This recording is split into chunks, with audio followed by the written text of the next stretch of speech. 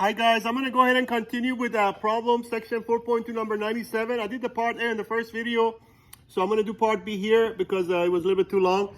So in part B, the keys, of course, it says the money is being compounded continuously. This is your key word. I want you to pay attention to this word because when they say money is being compounded continuously, it does require another formula. You can't use the formula we use for part A, okay? That's only if it compounds so often per year. But when they say continuously, you have to make sure, of course, use this formula. And by the way, this formula is on page, in your textbook, the formula for continuous is on page 428, okay?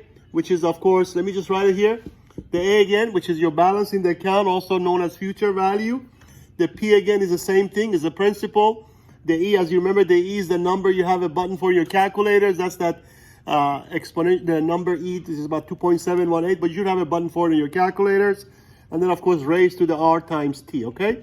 So whenever they say the money is being compounded continuously, you would have to use this formula. Don't forget, we have the same information for problem number 97. So as you remember, our principal is $8,906.54. And then this is times E to the raised to the power of the R, which is interest rate, which in our case was 0.03. And then also times the number of years, T, which was, of course, 9 years in this case. So we're using the same information, except we just have to use a different formula because that they say that the money is being compounded continuously, okay? So the last step, again, is to plug this into your form in your calculator.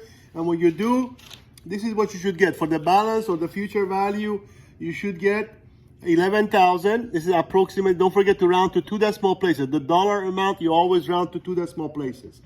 So it's $11,667.25, okay? So this is what you should get in your calculator, okay? So again, they also want to know the interest. So the interest will be always the balance minus the principal, okay? So for the interest, I'm gonna actually go ahead and put it up here so you can see it better. So for interest, in this case, for part B, we're going to, again, do the same thing. We take the balance, which is $11,667.25. And from there, we subtract the original principal, which, again, is $8,906.54, okay? And this difference is exactly what you should have as an interest in part B, which, of course, as you subtract it in your calculators, you should get 2,000. So the interest should be $2,760.71. Okay, so this is what you get for the interest. So there is your interest, and there is, of course, your future value, also again known as balance in the account. Okay, so this is for part B.